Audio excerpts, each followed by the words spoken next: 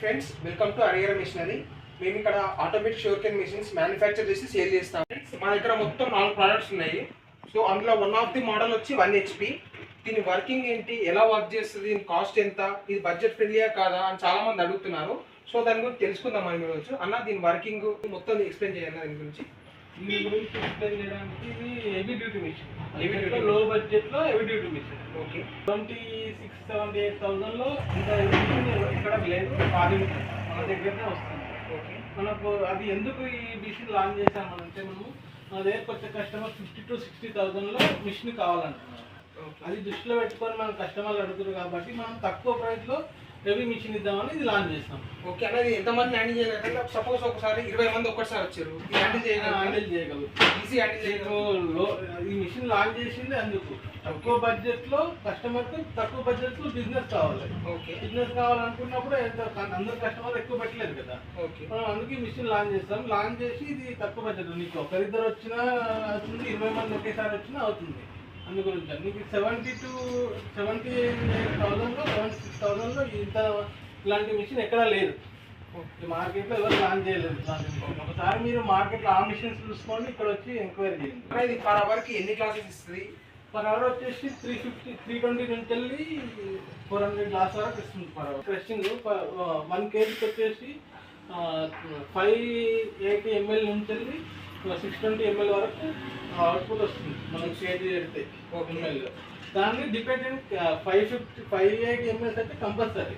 Dependent Kane బాగుంది అనుకో 60-620 వరకు రావచ్చు. ఓకే, మనం వర్కింగ్ గురించి తీసుకుందాం. మొత్తం ఇది ప్లగ్ తీసుకెళ్ళి చిప్ బాల్లో ఇన్సర్ట్ చేసుకోవాలండి. ఇన్సర్ట్ చేసుకున్నాక మీకు ఇలాంటి ఎడ్జ్ పాయింట్ ఉంటుంది, ఎండ్ పాయింట్.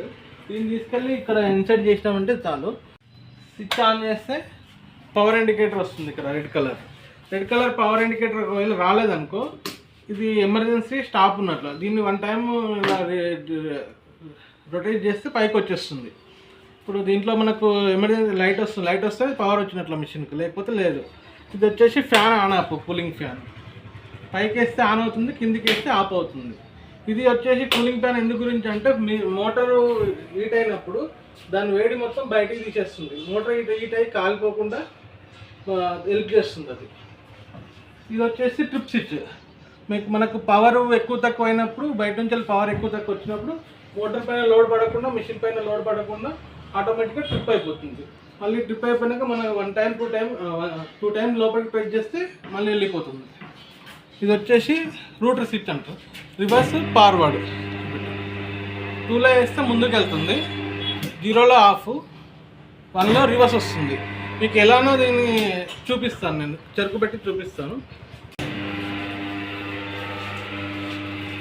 జస్ట్ ఇలా దానికి అందిస్తే వెళ్ళిపోతుందండి. జస్ట్ అందిస్తే వెళ్ళిపోతుంది.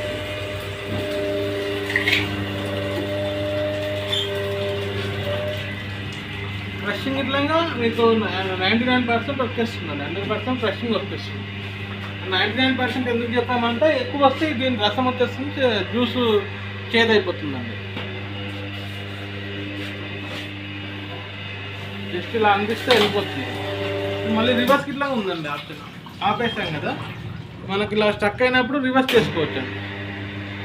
ఏమంటున్నారంటే మీరు వాట్సాప్లో వీడియో పెట్టండి, ఫొటోస్ పెట్టండి అని అంటున్నారు.